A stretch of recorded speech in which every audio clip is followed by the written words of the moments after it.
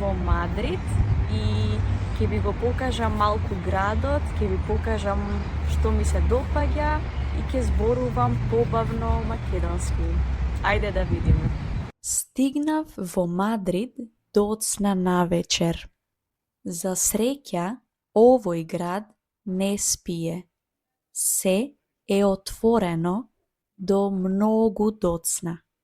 Можете да јадете во ресторан на полноќ.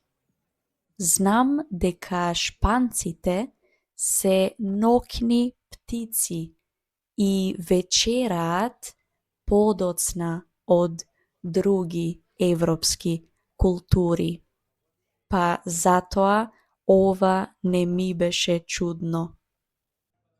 Следниот ден отидов на најголемиот локален пазар во центарот на градот.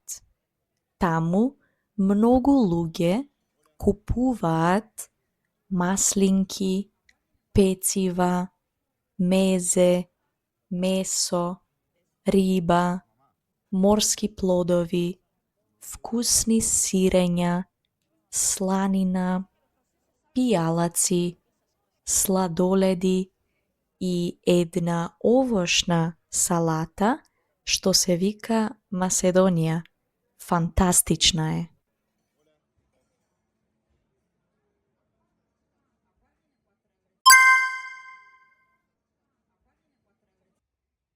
Потоа отидов во Кралската ботаничка градина, која се наоѓа зад музеот Прадо.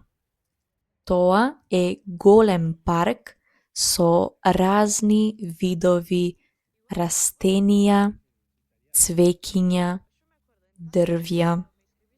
Таму шетав со часови. Многу сакам природа. Сакав да ја посетам и Кралската палата, но кога стигнав таму имаше толку многу луѓе и требаше да чекаме долго време затоа што кралот излегуваше. Искрено ми беше малку досадно, па се откажав од идејата и заминав. Не знам дали пропуштив нешто интересно.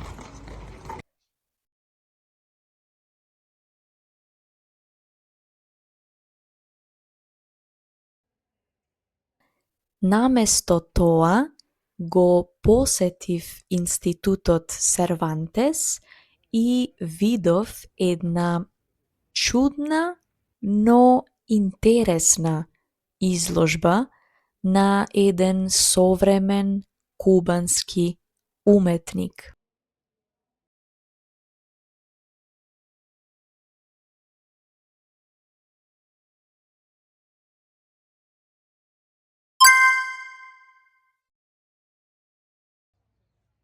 Чекав многу за да влезам во музеот Прадо, ама вредеше.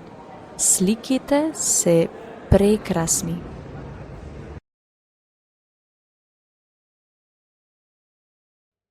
За крај, во музеот на градот слушнав многу интересни приказни за минатото на Мадрид.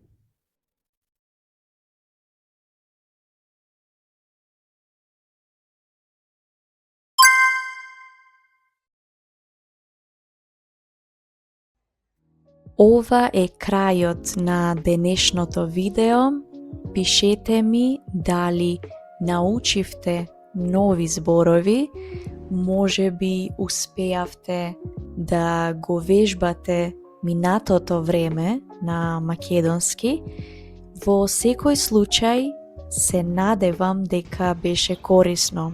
Се гледаме наскоро. Чао!